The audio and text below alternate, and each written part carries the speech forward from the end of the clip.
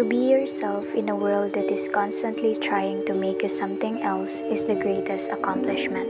Assalamualaikum and good day to everyone. The first theory that I chose is Socrates' belief that the self is the soul. I chose Socrates' theory because it focuses on the soul, which he says is the true essence of a person. I find his idea inspiring because it encourages self-examination to understand ourselves better and grow wiser.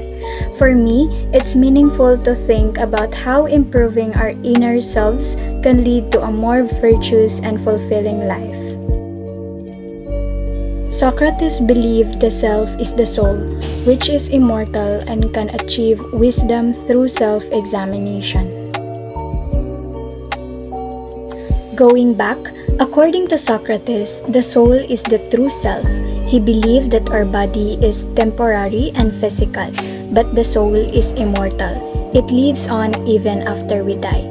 Socrates said that the soul is where our thoughts, morality, and identity came from. He also believed that the purpose of life is to achieve wisdom and goodness. To do this, we need to practice self-examination, which means thinking deeply about our actions, beliefs, and decisions. His famous quote, "The unexamined life is not worth living," shows how important it is to him that we understand ourselves and improve our souls. In short, Socrates thought that the soul is the most important part of a person and that we should focus on making it better by reflecting on our lives. Now, I'll explain why I disagree with Socrates' theory. While I respect Socrates' ideas, I believe the mind, body, and experiences work together to define who we are. First, the soul is hard to prove. It's not something we can see or measure. Second, science shows that our thoughts and emotions come from the brain, which is part of our physical body. For example, if a person's brain is damaged, their personality or thinking can change. Also, I think that believing in an immortal soul might make people care less about their present life, thinking the next life is more important. But for me, knowing that life is temporary gives it more meaning, and it pushes us to make the most of every moment and to focus on what we can do in this life.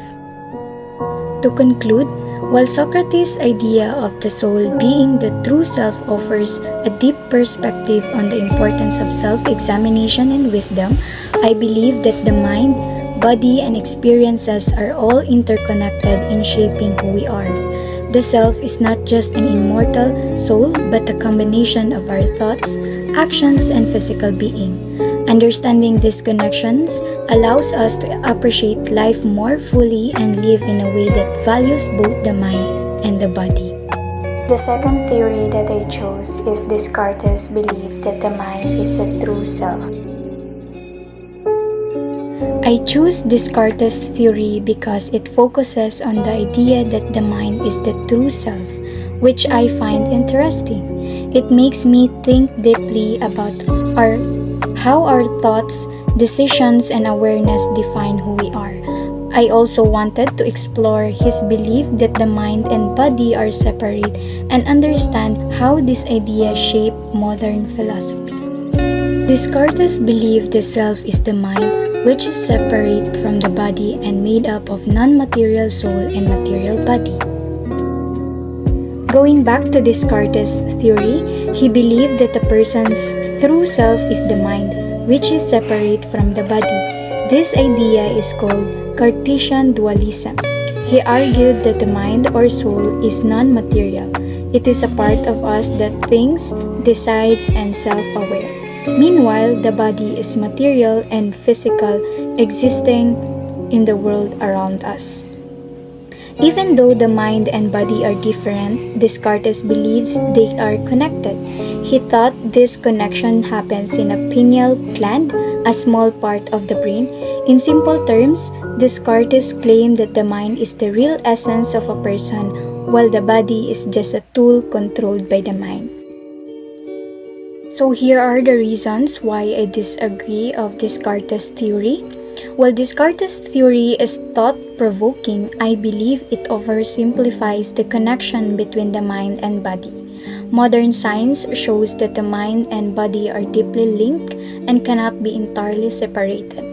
For instance, physical conditions such as hunger or illness can affect our emotions and thinking.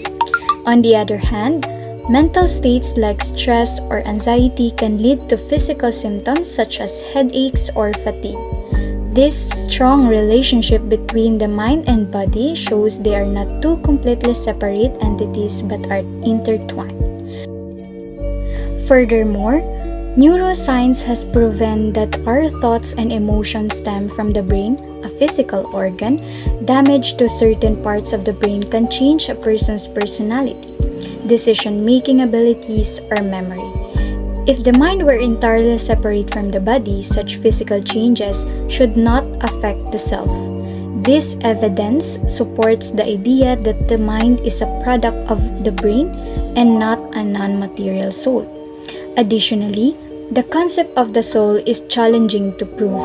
Unlike the brain, which we can study and understand, the soul is not observable or measurable, making it more of a philosophical concept than a scientific reality.